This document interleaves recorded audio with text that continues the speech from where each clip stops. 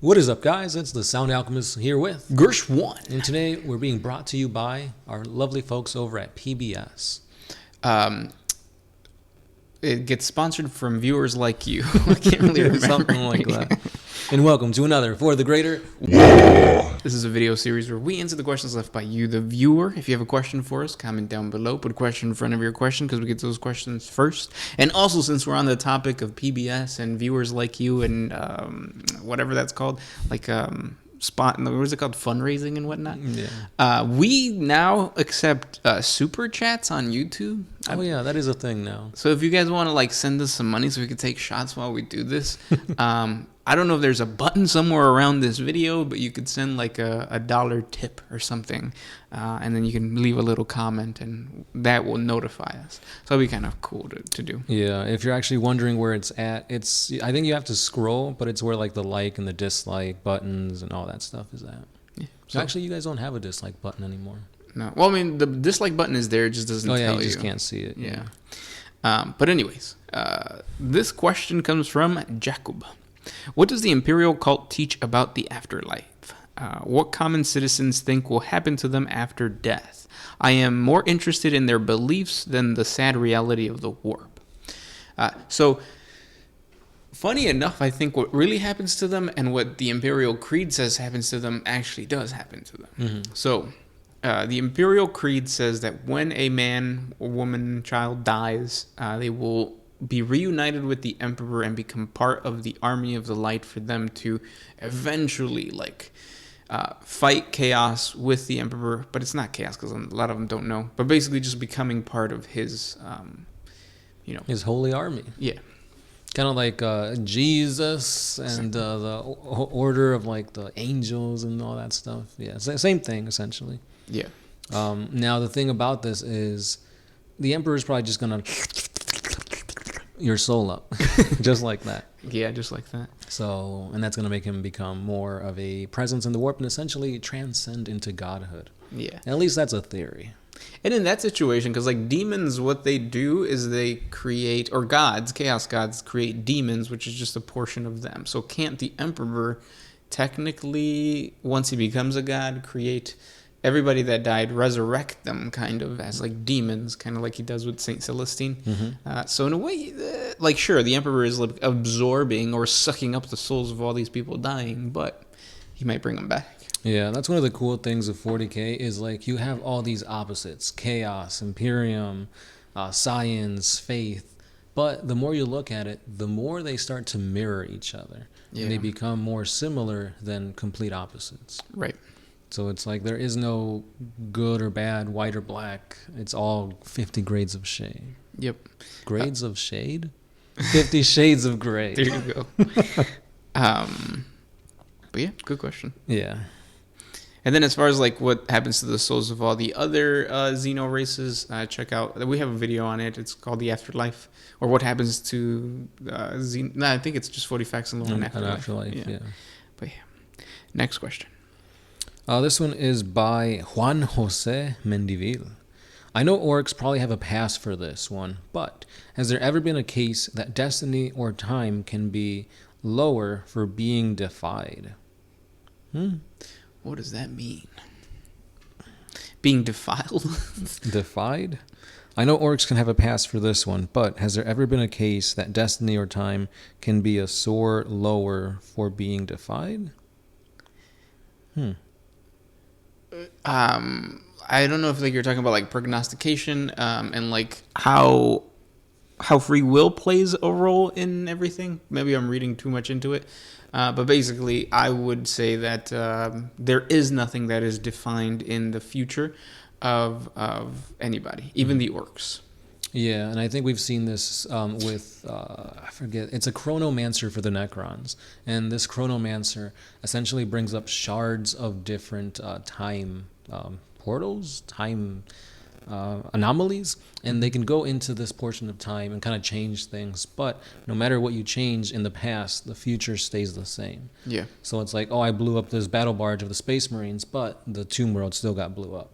Yeah. So it's like, well, maybe he's going to go and make a defense barrier around the Tomb World, but then there's infighting in the Tomb World, and it still ends up blowing up. Yeah. So that's kind of like no matter what you do, fate can't be changed. I don't know. Yeah, like I think it kind of answers on the topic of time and time travel. Mm-hmm. It answers, or it like defines what seems to be the case. Like you can never go back in time to change things. Like things are always just going to happen. Kind of like in Harry Potter. I think Harry Potter did the best job of showing time travel in that, yes, they went back in time, but it was all part of like a loop, like a interconnected loop that you didn't deviate from. Right. And then you don't have to worry about a multiverse, because in that situation, kind of like you said, no matter what explodes, no matter what happens, things always end up just going back to like the path. That's true. Is it depressing? A little bit. Yeah, because then there is no free will, and everything is destined. But then shouldn't that also leave less weight on you, that your actions aren't as impactful as you think they are? So it doesn't matter what you do. Right. Just live your life. Good question. Drazik says, suppose the Empire has secured the galaxy. What will happen next with the Space Marines? Will they be sent to other galaxies? That was the big dilemma during the Great Crusade, and the thing that like the Emperor did with his Thunder Warriors is he murdered them. Mm-hmm. So the thought is that if there is peace and the Space Marines are still around, the Space Marines are not needed anymore. So they would just go away, or they would go the way of the dodo bird. I saw that on TikTok today. So yeah, they would go extinct. Because also, like, maybe that's why the Adeptus Mechanicus has such close ties to the gene seed tithes and stuff like that. Yeah. Not just so much to check up on them, but also to, like, say, like, if the Emperor ever does, like, an Order 66 type of situation, really he's just, like, tells the Adeptus Mechanicus to start injecting the gene seed with some type of genetic flaw, where, like, it becomes impossible for Space Marines to be born or pass the indoctrination process. Right. And then what that would do was just lower the number of Space Marines until eventually, like, there is no more Space Marines. Which sounds like a really badass future of, like, it's almost like a Jedi thing. Mm-hmm. Like, there's only going to be a couple Space Marines left out there. Like a Dante type of situation. Yeah, I could see that. It'd be pretty cool. But I feel if something like that happened, they'll just join Chaos. Yeah. I mean, they're not getting power and resources from one area, so just go on to the next. Unless you're like super loyal or super pious, like it's a Black Templar or something. Mm-hmm. But even then, we've seen the Black Templars do some pretty grisly stuff for good. Yeah. Oh, a Grey Knight then. That too. Grey Knights have done the same. They haven't gone chaos, have they? No, but I mean, they've like blown up innocents just because, like, oh, you got a glimpse of me? Nah. Yeah. Entire planet. Yeah. Next question. Reject X7. Is it lore friendly to have demonettes of Slaanesh steal power armor and vehicles of the Imperium so that they can stay in the material realm by containing warp energy, and then go on crusade and become Lucius and Fulgrim? Oh, and go on crusade because Lucius and Fulgrim seem to be doing nothing. Oh, that's true. They don't. They seem to be not doing anything, but that might change. Because isn't there rumors of Emperor's Children? Yeah, there's been rumors for years. I mean, I think it was like 2 years ago. It was like the Imperial Guard saw this like serpentine monster that was just decimating them. And everybody was like, well, it's got to be Fulgrim. Yeah. We never heard about it. No, yeah. So, I mean, in general, GW never gives any love to Slaanesh. No. I mean, how many instances... Well, not GW, though. I would say 40K, yes. Because they get it in Age of Sigmar. Because, like, how many instances have we seen? Oh, there's a new codex for the Thousand Suns, a new codex for the Death Guard. Oh, 3 new codices and supplements for Khorne, like the World Eaters. Mm-hmm. And it's like, what does Slaanesh get? Nothing. Yeah. Do you think it's partly because there's fear that there isn't a fan base for the Emperor's Children because they don't have any models? Well, they're shooting themselves in the foot. You can't have a fan base for something you're not supporting. That's true. And you can't support it because there's not a fan base. Yeah.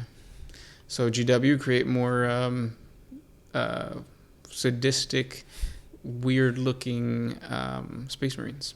That's what they are. They're sadistic. I mean, boots. Boots? Boot-wearing, I was going to say. Because that's what the other model was, right? Yeah. I mean, we've seen the new Chaos Space Marine models that are coming out, and it's like a lot of body horror stuff.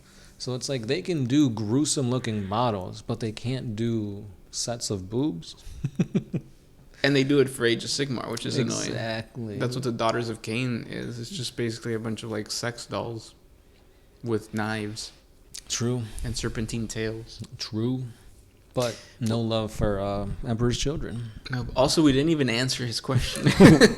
Can a demon exist in real space, take armor, and basically make their own Emperor's Children? No, sadly, no. Yeah.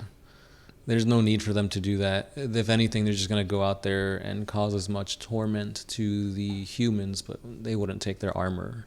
Right. They maybe take, like, tanks and, like, I don't know, titans and stuff like that. But I don't see them just doing that just to do it. Yeah, I agree.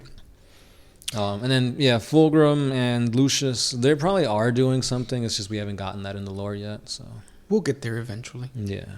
And those were the questions for today. Thank you guys so much for hanging out with us. We'll talk to next week. Yeah, to next week. This has been the Sound Alchemist. Gershwan. And we are out. Oh,